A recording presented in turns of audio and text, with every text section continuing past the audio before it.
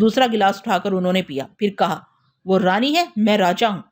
इसे धक्के देकर यहां से निकाल दूंगा। वो इतनी नडर हो गई है कि मुझसे भी लड़ती है। अभी मुझसे कह रही थी मैं तुझे यहां से निकाल दूं, नहीं तो मुझे भी कत्ल कर देगी। कभी इसके बाप ने भी किसी को कत्ल किया है? हा हा हा, मुझे कत्ल करेगी। महाराज उधिराज राजपत राय को कत्ल करेगी, उल्लू की पट्टी। उन्होंने दूसरा गिलास भी खाली कर दिया। मैंने कहा, रानी जी के तेवर बहुत खराब थे महाराज।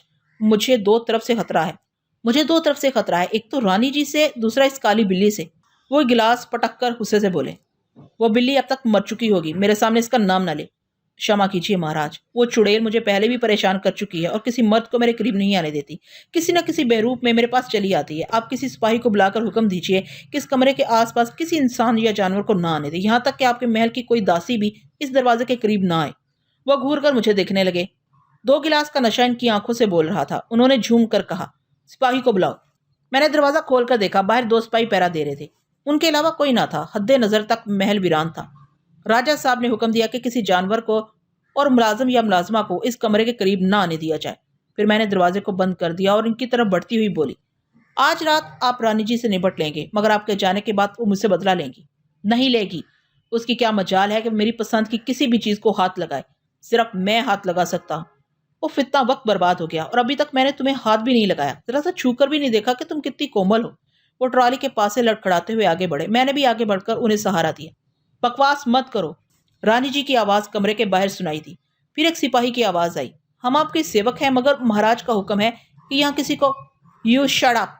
रानी जी गरज रही थी, मैं कोई दासी नहीं, रानी हूं। चला जाओ यहाँ से, वरना तुम सबको स्टेट से बाहर कर दूंगी। सिपाहियों के जूते फर्श पर बजते हुए दूर चले गए। वो सब मुलाजिम थे, राजा और रानी के झगड़ों में नहीं पड़ सकते थे, शायद इसलिए चुपचाप वहां से चले गए थे। राजा साहब गुस्से से दरवाजे की तरफ देख रहे थे, फिर चीख कर बोले, लक्ष्मी यहाँ से दूर चली जाओ, वरना बहुत बुरा होगा। आप कौन सा भला हो रहा है? वो दरवाजा पीटती हुई बोली, दरवाजा खोलिए, दरवाजा खोलिए। तुम सीधी तरह नहीं मानोगी। वो तनतनाते हुए आगे बढ़े और दरवाजे को एक झटके से खोल दिया। फिर इनके कुछ कहने से पहले ही रानी जी ने चौखट पार की। कमरे की तेज रोशनी में मैंने खंजर की चमक देखी। इसके साथ ही राजपत राय के हलक से एक कराह निकली। खंजर इनके जिस्म में पेवस्त हो गया। वो लड़खड़ाकर पीछे आए, सीने को दोनों हाथों से थाम कर झुके, फिर झुकते ही चले गए। इनके फर्श पर गिरते ही रानी जी ने चुपती हुई आवाज में मुझसे कहा, मैंने तुझे कहा था कि तुझे यहाँ से निकल जाने का मौका दूंगी। चल मेरे साथ आ, देर न कर। किसी को अगर मालूम हो गया कि राजा साहब मारे गए हैं तो मैं तुझे इस कत्ल के इल्जाम में फंसा दूंगी। ये कहकर उसने खंजर के दस्ते को साफ करके, यानी अपनी उंगलियों के निशानात मिटाकर, उसे मेरी तरफ फेंक दिया। वो मेरे कदमों के करीब आकर गिरा। इसका चमकता हुआ फल सुर्ख लहू में डूबा हुआ था। अब वो बड़ी आसानी से मुझ पर इल्जाम लगा सकती थी कि मैंने अपनी इज्जत बचाने के लिए राजा राजपत राय को कत्ल कर दिया है। इस वक्त मेरी भलाई इसी में थी कि मैं रानी जी के हुक्म पर चलूं। मैं फौरन ही कमरे से बाहर आ गई। रानी जी ने दरवाजे को बंद किया और मुझे अपने पीछे आने का हुक्म देकर आगे बढ़ गई।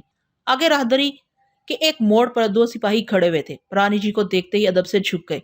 वो तहमकाना लहजे में बोली, महाराज ने बहुत ज्यादा पी ली है, अब इनके लिए यही मुनासिब है कि वो सुबह तक आराम करें। मैंने दरवाजे को बाहर से बंद कर दिया है। तुम दोनों की ड्यूटियां वहां सुबह तक रहेंगी। ना तुम दरवाजा खोलोगे और ना ही किसी को दरवाजा खोलकर अंदर जाने की इजाजत दोगे। जाओ। वो दोनों राजा साहब के कमरे की तरफ जाने लगे। रानी जी मुझे अपने कमरे में ले आई और मेरे रेशम के बारीक लिबास को देखकर बोली, हाँ, मर्द को दीवाना बनाने के लिए अपने हुस्न और शबाब की नुमाइश कर रही हरामजादी। उतार दे इस लिबास को। इस अलमारी से कोई सादा सी साड़ी निकाल कर पहन ले। अब यहाँ तेरा छनाल बना काम नहीं आएगा। मैं इनकी गालियां सुनती रही और अलमारी से साड़ी निकाल कर पहनती रही। जी तो यही चाहता था कि मैं इसे जलाकर राख कर दूं, मगर सब्र कर रही थी, क्योंकि अब वही एक औरत ऐसी थी जो मुझे इस महल के कैद खाने से निकाल कर ले जा सकती थी। मैंने कहा, मेरा एक साथी इसी महल में है, मुझ पर एक दया और कीजिए, इसे मेरे साथ कर दीजिए, मैं इसे छोड़कर नहीं जाना चाहती। वह हकारत से बोली, मैं जानती हूँ एक चिनार अपने यार के बगैर नहीं रह सकती। वो बाहर तेरा इंतजार कर रहा है, चलिए आ मेरे साथ।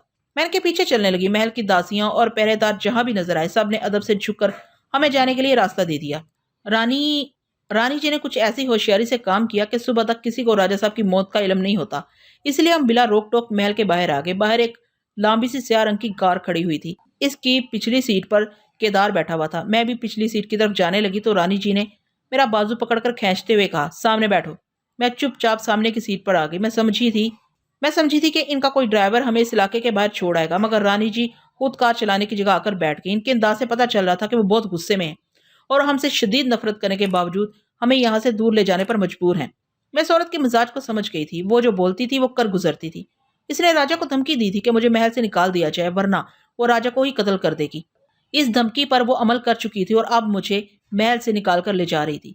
कार तेजी से चलती हुई महल के बड़े गेट से बाहर आ गई, फिर दम बदम बढ़ती हुई रफ्तार से भागने लगी। चारों तरफ रात की गहरी तारीकी फैली हुई थी। कहीं कहीं बस्ती के किसी मकान से रोशनी नजर आ जाती थी।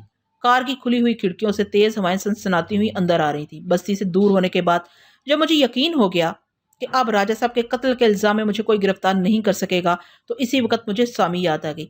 मैं रानी जी के सामने सामी का नाम नहीं लेना चाहती थी, इसलिए मैंने केदार से काली बिल्ली का जिक्र किया।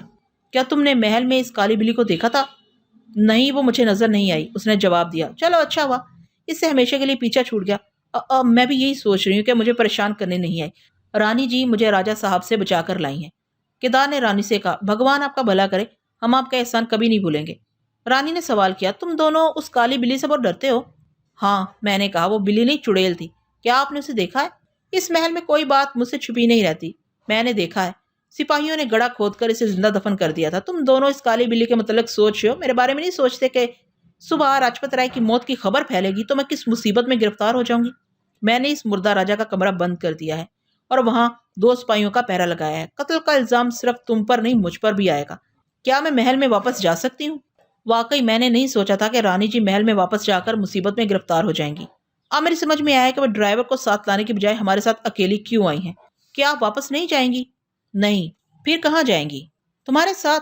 मगर हमारा कोई ठिकाना नहीं है, वो यक बयक कहका लगाकर बोली। हम तीनों का कोई ठिकाना नहीं है। मैं राजा रजपत राय की कातिल हूँ और तुम्हें वहां से भगा कर लाई हूँ, और तुम दोनों पुलिस इंस्पेक्टर के कातिल हो। मैंने चौंक कर पूछा, आप कैसे जानती हैं कि हमने किसी पुलिस इंस्पेक्टर को? मेरी बात पूरी होने से पहले ही वो चुपते हुए लहजे में बोली, तेरा कच्चा चिट्टा मैं नहीं जानूंगी तो और कौन जानेगा। अब तो मेरा और तेरा जन्म जन्म का साथ है मेरी बूढ़ी छमिया। क्या तूने अपनी प्यारी इकलौती और चहेती काली बिल्ली को अब तक नहीं पहचाना? मैं घबराकर इसकी सूरत देखने लगी। वो हकलाकर बोली, फिर हकलाकर बोली, तो तुम सामी हो? इसकी हंसी तेज हंजर की तरह मेरे सीने में उतर रही थी। मैं हैरानी और परेशानी से उसे देख रही थी। मेरे सामने अमनारा की रानी लक्ष्मी देवी कार चला रही थी और इस लक्ष्मी के अंदर से सामी बोल रही थी। राजा के सिपाही मुझे जिंदा दफन करने के लिए ले गए थे। जैसे ही उन्होंने मुझे गड्ढे के अंदर फेंक कर मुझ पर मिट्टी डालनी शुरू की, मैं बिल्ली का जिस्म छोड़कर सीधी राजमहल में वापस चली आई। रानी लक्ष्मी देवी के कमरे के पास से गुजरते हुए मैंने देखा वो हाथ में तेजाब की बोतल लिए अपनी दासी से कह रही थी कि वो अभी राजा साहब के कमरे में जाएंगी और तुम्हारे चेहरे पर तेजाब फेंक देंगी। तुम्हारा चेहरा यानी मेरा चेहरा? तुमने अगर मेरा जिस्म छीन लिया है तो इसका मतलब ये नहीं है कि मेरा जिस्म और मेरा चेहरा तुम्हारा हो गया है। आज नहीं तो कल मैं अपना ये जिस्म तुमसे छीन लूंगी। बहरहाल रानी मेरे चेहरे पर तेजाब फेंककर मुझे बदसूरत बनाना चाहती थी ताकि राजा साहब मुझे यानी तुम्हें धक्के देकर वहां से निकाल दे। मैं ये कैसे बर्दाश्त करती? तेजाब फेंकना तो दूर की बात है, मैं तो किसी मर्द या किसी दुश्मन औरत को अपने जिस्म के करीब भटकने भी नहीं देती। मैंने इसी वक्त तुम्हारे सिखाए हुए मंत्रों से रानी की रूह निकालकर इन्हें मुर्दा बना दिया। फर्श पर इनकी लाश गिर पड़ी। दासी घबराकर इनके पास आई, मगर इससे पहले ही मैं इसके जिस्म में दाखिल हो गई थी। मैंने आंखें खोलकर कहा, घबराने की बात नहीं है, यकबयक मेरा सर चकरा गया था, इसलिए गिर पड़ी। फिर मैंने उठते हुए कहा, मैं इस औरत पर तेजाब नहीं फेंकूंगी, मुझे कहीं से एक खंजर ला कर दे, और इस खंजर का जिक्र किसी से न करना। वो चली गई। मैंने कमरे से निकलकर एक सिपाही से कहा कि मेरी कार महल के दरवाजे पर ले आए और राजा साहब की दाश्ता के साथ जो किदार नाम का आदमी आया है उसे कार तक पहुंचा दे, मैं अभी आती हूँ। सिपाही भी चला गया। दासी खंजर लेकर आ गई। मैंने उससे कहा, कल सुबह तुम्हें मुंह मांगा इनाम दूंगी, तुम अपनी जुबान बंद रखो और यहाँ से चली जाओ। इसके जाने के बाद मैं राजा साहब के कमरे की तरफ चली आई। फिर जो कुछ भी हुआ उसे तूने अपनी आंखों से देखा है छमिया। मैं अब भी तुझे समझाती हूँ कि मुझसे दुश्मनी ना कर, चुपचाप मेरा जिस्म मुझे वापस कर दे, हमारा झगड़ा खत्म हो जाएगा। मैं गुस्से से दांत पीसते हुए सामी को घूर कर देखने लगी। मेरी समझ में नहीं आ रहा था कि मैं इस रूह से किस तरह पीछा छुड़ाऊं। केदार ने पीछे से हाथ बढ़ाकर इसकी गर्दन पर रखते हुए कहा, छमिया, मैं से एक गला घोटकर मार डालूंगा, इसके जिस्म के टुकड़े कर दूंगा।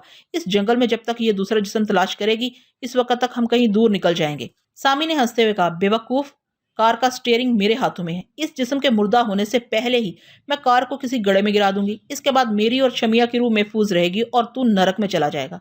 मैंने केदार को डांट कर कहा, इसे छोड़ दे। तू क्या समझता है कि आज इस जंगल से किसी जानवर का जिस्म भी नहीं मिलेगा? क्या तू भूल गया कि हम पहली बार इसे जंगल में छोड़कर आए थे तो ये बिल्ली बनकर आ गई थी? फिर मैंने सामी से कहा, अगर तू जिद्दी है तो मैं भी जिद्दी हूं। मैं देखूंगी कि तू कब तक और कहां तक मेरा पीछा करेगी। मैं इस दुनिया के आखिरी सिरे तक तेरा पीछा करूंगी। मैं अपने जिस्म के बगैर अपने माँ बाप के पास वापस नहीं जा सकती। किसी दूसरे लड़की के जिस्म में जाऊंगी तो वो मुझे पहचानने से इनकार कर देंगे। इस दुनिया में रूह से किसी की पहचान नहीं होती।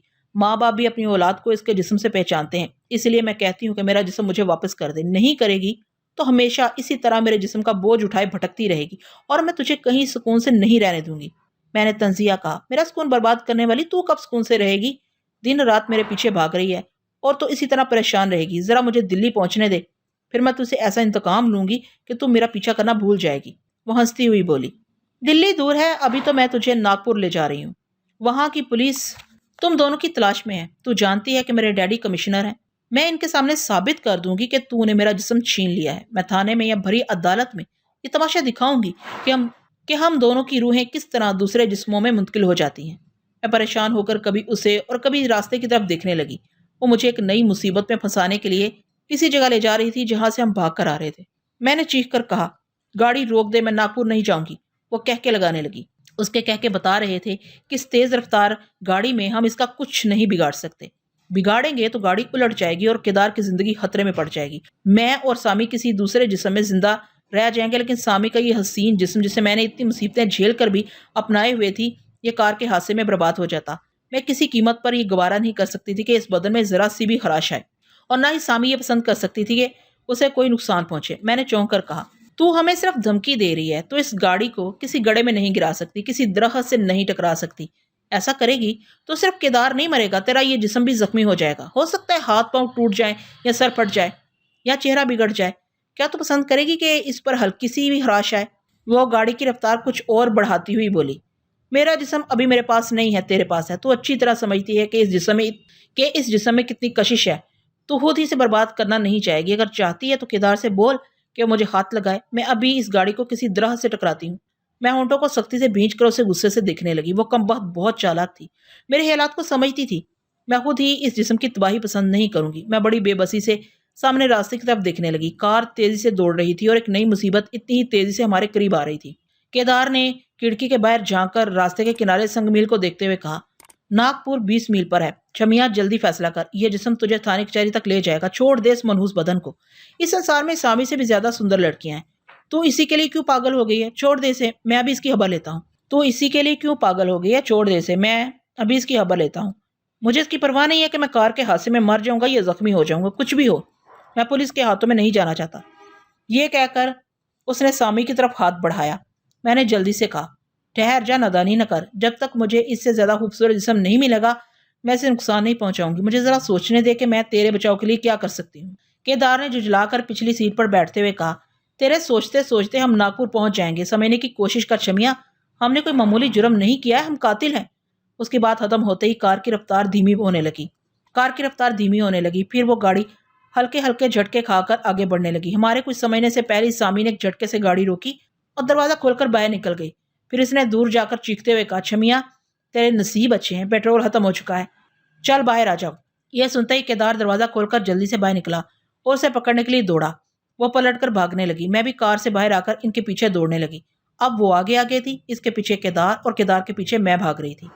मैंने चीख कर कहा, केदार, इसे बचकर ना जाने देना। ये किसी नारी के जिस्म में रहेगी तो हमें थाने कचहरी तक पहुंचा देगी। इसे किसी जानवर के जिस्म में ही रहना चाहिए। मैं अंधेरे में संभल कर कभी तेजी से चल रही थी, कभी दौड़ रही थी। वो दोनों मुझे नजर नहीं आ रहे थे, मगर मुझसे ज्यादा दूर भी नहीं थे।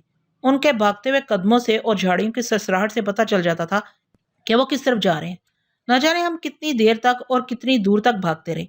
ना वक्त का पता चल रहा था और ना ही ये मालूम हो रहा था कि हम कितना फासला तय कर चुके हैं और कहाँ जा रहे हैं। अलबत्ता मैं बुरी तरह हाँफने लगी थी।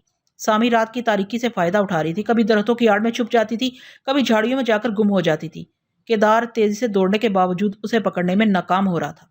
फिर मैंने जंगल के सन्नाटे में केदार की चीख सुनी। आवाज करीब ही से आई थी। मैं भागती हुई इधर पहुंची तो सामी अपने हाथों में एक दरख्त की टूटी हुई शाख पकड़े हुए थी। केदार जमीन से उठने की कोशिश कर रहा था। उसके उठने से पहले ही सामी ने इसके सर पर इस टहनी से हमला कर दिया। वो फिर कराह कर गिर पड़ा। मैं इसकी तरफ लपकी तो टहनी फेंक कर भागने लगी।